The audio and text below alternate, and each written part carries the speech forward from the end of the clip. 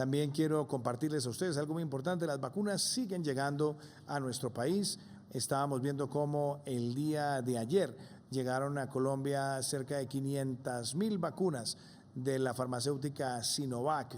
Estas eran vacunas procedentes de China que también siguen su distribución en todo el territorio colombiano.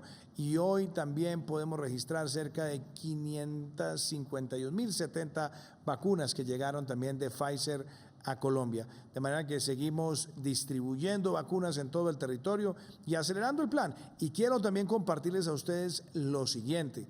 Así como nosotros nos fijamos la meta de llegar a 3 millones de vacunados para el 17 de abril, lo logramos antes, lo logramos el pasado 10 de abril, también tenemos hoy una nueva meta que queremos compartir y es llegar a más tardar el 25 de abril a los 4 millones de vacunados en todo el territorio nacional. De manera que seguimos avanzando en este importante plan de vacunación.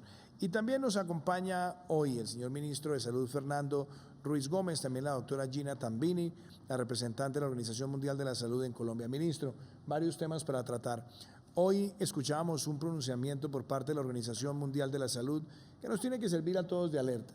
Hoy decía la Organización Mundial de la Salud que en las últimas semanas y sobre todo en los últimos días a nivel mundial se aprecia un crecimiento exponencial del virus. Esos fueron los términos que empleó la Organización Mundial de la Salud. Dice que en los últimos días y semanas se ha visto un crecimiento exponencial del virus. Razón de más, como lo dice la OMS, que se tomen precauciones farmacológicas, avanzar en la vacunación, pero lo más importante es no bajar la guardia frente al autocuidado. Y señala también la Organización Mundial de la Salud con claridad que uno de los temas más importantes, el tema central, es evitar aglomeraciones, que seamos conscientes del distanciamiento físico, por supuesto, el uso del tapabocas, el lavado de manos, tener también la conciencia de los protocolos de bioseguridad, pero ese llamado muy importante, evitar las aglomeraciones. Y algo que también decía la OMS es que se vienen semanas que van a ser muy desafiantes para el mundo.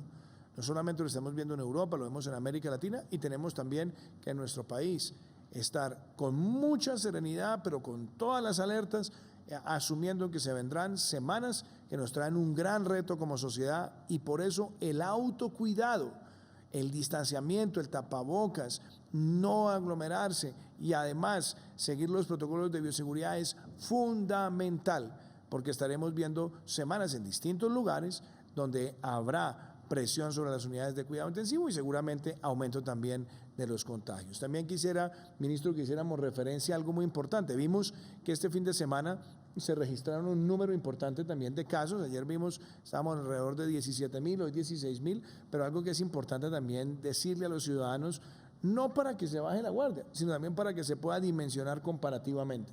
Este fin de semana se hizo en la ciudad de Bogotá lo que se conoce como el Mega PRAS, que fue una de las medidas también adoptadas el fin de semana, donde teníamos aislamiento con excepciones y restricción a la movilidad, pero el Mega PRAS era búsqueda activa de casos acelerada y agrandada.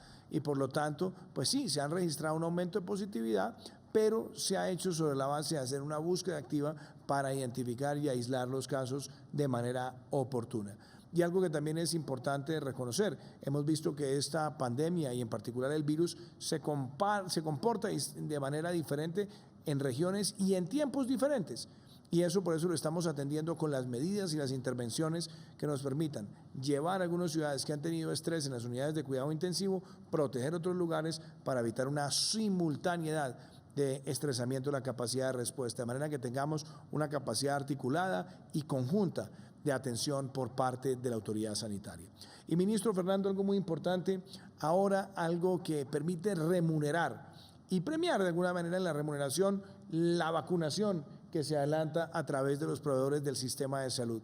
Se ha hecho una modificación por parte del Ministerio de Salud para remunerar, para pagar, pero también para reconocer a quienes están siendo más ágiles, más rápidos, más efectivos y más cuidadosos en el programa ampliado de vacunación contra el COVID-19 en nuestro país. Antes de escuchar entonces al ministro Fernando Ruiz, los invito para que ustedes conozcan en qué consiste esta metodología de remuneración por vacunación.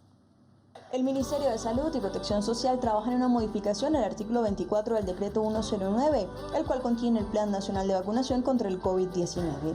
Lo que se busca con esto es agilizar el proceso de reconocimiento y pago por la aplicación de cada una de las vacunas. En este caso, el Decreto 109 inicialmente reglamentó un anticipo del 50% y posteriormente el pago total. La modificación consiste en que el pago se realiza en función de las dosis aplicadas en el mes inmediatamente anterior. Con la modificación se requiere a su vez modificar la resolución 166 de 2021 con el fin de ajustar el proceso al nuevo marco y de agilizar el trámite de verificación que deben realizar las entidades responsables del aseguramiento. Los pagos se agilizarían con la información que tenemos en Mi Vacuna y PayWeb 2.0 para identificar a la IPS, el paciente, la estrategia de vacunación y la entidad encargada del aseguramiento. Una vez se haga esta verificación, saldrá el valor del reconocimiento conforme a los valores definidos en la resolución 166. Con esta información, las IPS podrán hacer la facturación y remitirla ante el Fondo Nacional de Gestión de Riesgo y Desastres, a quien igualmente el Ministerio le dispondrá la información verificada por las entidades responsables del aseguramiento. Señor presidente, un saludo especial para usted, para todos los colombianos, para nuestros compañeros de mesa el día de hoy. Como usted plantea efectivamente y como dice el video, hemos hecho una modificación en el esquema de pago para vacunación. Esta modificación busca principalmente agilizar el proceso de pago y adaptarlo a la realidad de lo que ha sido el desarrollo del plan de vacunación. Nosotros hemos planteado un anticipo del 50%, en la realidad se ha visto que las diferentes IPS andan a diferentes ritmos, por esa razón se decidió que se va a hacer un pago sobre las vacunas ya aplicadas con cortes mensuales y poder de esta manera llevar a cabo toda la validación por parte de los aseguradores para poder hacer y verificar el respectivo pago. Muy importante, tenemos una tabla que es la que se está presentando en este momento con los valores definidos de acuerdo con la resolución. Esta tabla varía de acuerdo con la región del país, con el proceso mismo si es intramural, extramural o extramural en rural disperso, lo cual da unos valores diferenciales que buscan reconocer las diferencias que pueden haber por el esfuerzo que hay que hacer de llevar vacunas a zonas apartadas o por tener que hacer en algunos casos observación prolongada en el caso de aplicación de algunas de las vacunas que hemos adquirido y que están aplicando. Todo esto busca hacer que se haga el pago más justo y de la manera más equilibrada para las diferentes IPS. Muy importante, lo revisábamos a su pedido hoy, señor presidente, en el Consejo de Ministros. Es importante que todos los entes territoriales, todas las IPS del país, actualicen su información en la aplicación PayWeb 2, que es donde se registran las personas vacunadas. Hay algunos departamentos en los que se presentan unas brechas especiales que es necesario llenarlas para poder hacer el más rápido diligenciamiento en el PayWeb 2, ya que con esta información es que se puede realizar a cabo la facturación por parte de la IPS, la validación por parte de la entidad aseguradora y posteriormente el pago por parte del FOMI. Esos son los mensajes más importantes, señor presidente, en esto que tiene que ver con el pago pago del proceso de vacunación, en el cual estamos incentivando a todas las entidades del país a agilizar el proceso. Y algo muy importante también, ministro, que se viene trabajando en la mesa, que se constituyó de manera que el sector privado y el sector público trabajaran articuladamente para permitir la adquisición de vacunas por parte de privados en armonía, en consonancia y en congruencia con el Plan Nacional de Vacunación. Así que quiero que también avancemos sobre estos temas, pero antes de darle la palabra, también invito a todos los colombianos a que vean este video que aclara muchas de las dudas que hay sobre la participación de los privados en el programa de vacunación contra el COVID-19. Hasta el 9 de abril, el Ministerio de Salud y Protección Social tuvo en consulta pública el proyecto de resolución para fijar las bases legales que permitirán que el sector privado participe del Plan Nacional de Vacunación contra el COVID-19. En este proceso se abordaron dos mesas técnicas, una para desarrollar el modelo de apoyo de tipo logístico y en infraestructura, con el objetivo de ampliar capacidades y mejorar el ritmo de vacunación. La segunda mesa técnica abordó la posibilidad de adquisición de vacunas contra COVID-19 directamente por el sector privado, lo cual involucra la negociación, importación y aplicación de las vacunas. Con el sector privado se logró consenso en 3 preceptos fundamentales, como que su participación será complementaria al Plan Nacional de Vacunación y en ningún caso hará competencia. El segundo punto tiene que ver con que se asegure la calidad y seguridad de la aplicación y por último que se garantice el almacenamiento y la logística de distribución de los productos, dado que se deben mantener las garantías de seguridad de las vacunas. En este momento la participación prevista de privados será en condiciones de gratuidad, conforme está contemplado en el Plan Nacional de Vacunación, aunque no se descarta que en unos meses se explorará la posibilidad de abrir la discusión a un tercer componente en su participación, en el que se contemple un mercado de venta. Sí, señor presidente, colombiano, es muy importante la participación del sector privado en estas 2 mesas de trabajo. Participaron más de 30 gremios y entidades del orden nacional y regional, todos aportando para la consolidación de este proyecto de resolución para la compra por parte de privados de vacunas. Se cerró el viernes la fase de comentarios. El viernes pasado recibimos más de 300 comentarios de toda clase de entidades e instituciones a nivel nacional.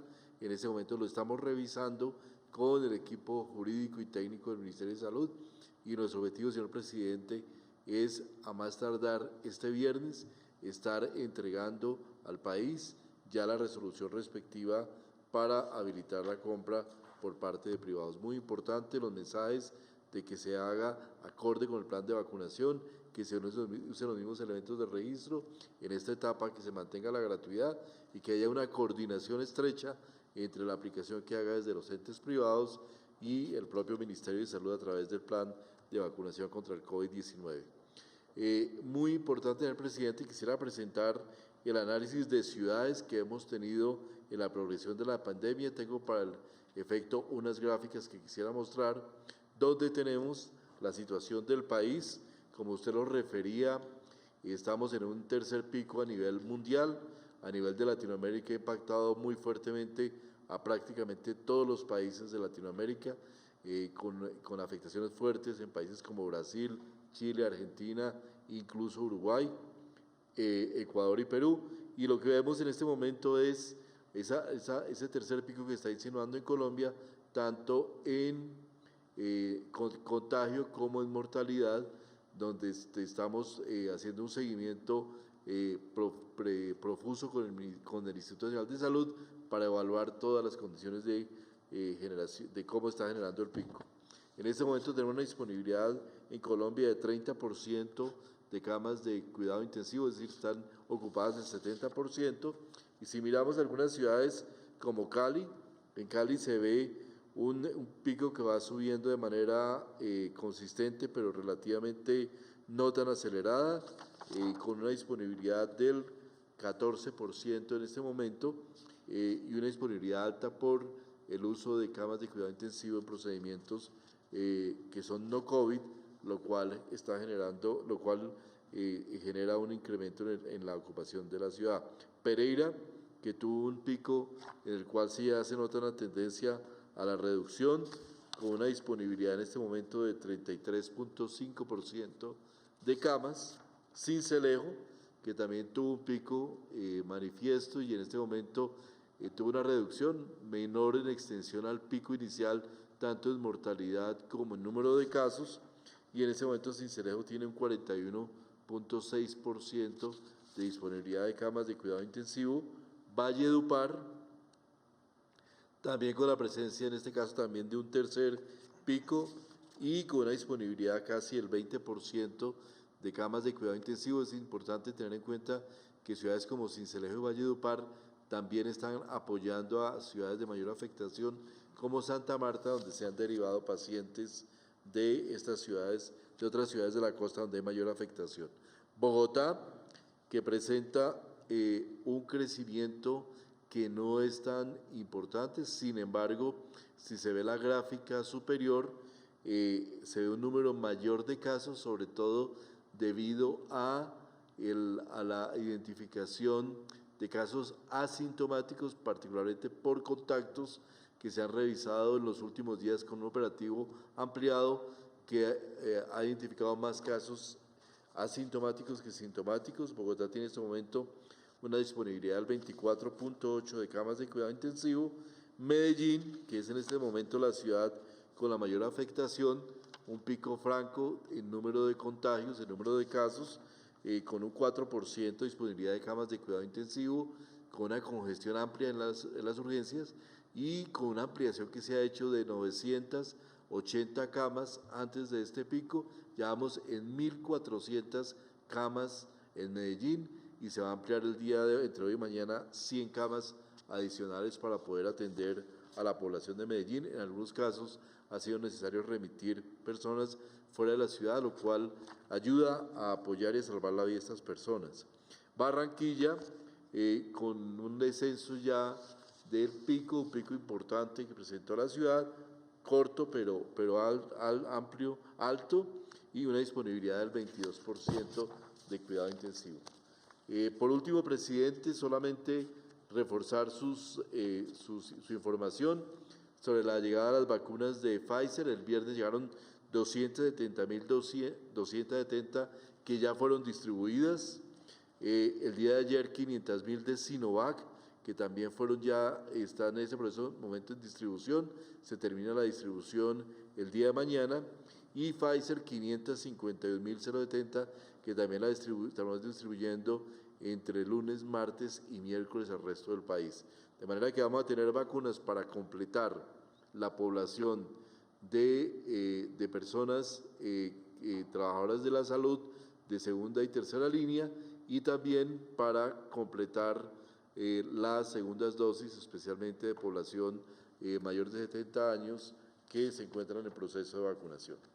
Muchas gracias, ministro Fernando, y también lo voy a invitar una vez más a que miremos preguntas que nos envía la ciudadanía relacionadas con el Plan Nacional de Vacunación para que las contestemos. Veamos cuál es la primera del día de hoy. Buenas tardes, señor presidente. Mi nombre es Jerónimo Ferrer y mi pregunta ¿es cierto que la segunda dosis de AstraZeneca se puede aplicar hasta 3 meses después de la primera? Gracias por su respuesta. Jerónimo, la respuesta es sí, es cierto. Es cierto, se puede aplicar 12 semanas, después 84 días, es decir, sí existe certificado por la misma casa farmacéutica que existe esa posibilidad de ser aplicada, y eso por supuesto tiene unas ventajas también logísticas en el caso de esta vacuna. Me gustaría de pronto, ministro Fernando, desde el punto de vista médico, si usted quiere agregar algo. Sí, presidente, no solo aplicada, sino también la posibilidad de que haya un mayor crecimiento en el nivel de inmunidad si se extiende más allá la aplicación de la vacuna. Y también, señor presidente, aprovecho esa pregunta para reforzar el planteamiento que hemos hecho frente a la vacuna AstraZeneca. Es una vacuna eficaz, segura. La posibilidad de producir trombos, por ejemplo, en mujeres menores de 55 años, es menor en el caso de la aplicación de la vacuna que en el caso de las mujeres que usan, por ejemplo, anticonceptivos. Una posibilidad en 1 millón para aquellos que se le aplica la vacuna de AstraZeneca, 1 millón, una posibilidad por cada 10.000 mujeres que toman anticonceptivos orales, y claramente, como le hemos dicho, la presencia de trombos por el hecho de sufrir el COVID es muchas veces mayor que la que se puede encontrar por la aplicación de la vacuna de AstraZeneca. ¿Qué otra pregunta tenemos? Buenas tardes, mi nombre es Mauricio Navarro León y mi pregunta es la siguiente. Si una persona ya recibió las 2 dosis, ¿se puede reunir nuevamente con sus familiares? Mauricio, muchas gracias por esa pregunta. Primer mensaje, después de la segunda dosis, la efectividad de la vacuna suele darse de manera mucho más contundente unos días después de la segunda dosis. Hay quienes hablan entre 7 y 14 días. Entonces, primera recomendación, si es una persona que tiene comorbilidades o está en el segmento de la población de mayor vulnerabilidad, después de la segunda dosis, tratemos de estar esos días tranquilos, en casa, cuidados, de tal manera que no nos expongamos. Por supuesto, la pregunta es, ¿se puede reunir después de esos días con la familia? Lógico que se puede reunir, pero no aglomerarse, usar el tapabocas, lavado de manos, distanciamiento, y algo que también es muy importante, los mismos protocolos de bioseguridad al interior de las familias. Esas serían, digamos, las recomendaciones. Pero desde el punto de vista médico, ministro Fernando, también hablemosle a los colombianos que se hacen esa pregunta tan importante. Solo, presidente, en el caso de que la persona se haya vacunado pero sea positiva, recordemos, como decía el presidente, que la inmunidad crece, no es inmediata, puede darse el caso de que una persona se le aplique la vacuna y resulte inmediatamente positiva, esa persona tiene que guardar aislamiento para prevenir el contagio de las personas con las cuales convive. ¿Qué otra pregunta tenemos? ¿Por qué siguen cerrados los vuelos con Amazonas si ya se inició el plan de vacunación en esta zona? Una Muchas pregunta gracias. en la que nos hacen ahí, ministro Fernando, y justamente lo que se está haciendo en este momento es monitoreando, se está haciendo no solamente en la evaluación de cómo se ha comportado todo el proceso de inmunización que se ha hecho en el Amazonas, sino que también hay que tener claro que puede darse la situación que personas vacunadas en el Amazonas puedan ser portadoras del virus. Ese riesgo está y por supuesto se quiere en este momento examinar no solamente el comportamiento de cepas y linajes, sino también evitar que esas cepas y linajes estén distribuidas en todo el país, sobre todo porque hay un riesgo a raíz de la situación que se ha vivido en el Brasil. Lo que nosotros esperamos es que con el Comité de Epidemiólogos ir analizando la información que nos da el Instituto Nacional de Salud y posiblemente a finales de mes empecemos a restablecer de manera gradual ya los vuelos desde ya hacia el Amazonas, pero sobre la base de que tengamos información que nos dé claridad y seguridad en esta materia, desde el punto de vista de evitar que pueda haber un crecimiento de alguna cepa o linaje proveniente del Brasil, desde el Amazonas y después llegar a otros lugares de nuestro territorio. Ministro Fernando. Hemos venido apoyando a la gente del Amazonas, a todas las personas que se encuentran allí. Para mañana está programado un vuelo humanitario bajo el cual podrá llegar gente que tiene necesidad de trasladarse a la ciudad de Bogotá y de allí a diferentes ciudades del país. ¿Qué otra pregunta tenemos? Señor presidente, soy Mateo Gómez. Quisiera preguntarle si un familiar sufrió de Guillain-Barré, ¿podría acceder a la vacuna COVID-19? Ministro, la información que se tiene preliminarmente es que no hay ninguna contraindicación, lo cual podría decirse, sí se puede aplicar, pero usted desde el punto de vista médico, ¿qué recomienda? Realmente no hay ninguna contraindicación por aplicarse la vacuna por el Guillain-Barré. Reaconsejable tener recomendación del médico, el neurólogo, el médico tratante, pero evidentemente no hay una contraindicación del Guillain-Barré para aplicarse la vacuna.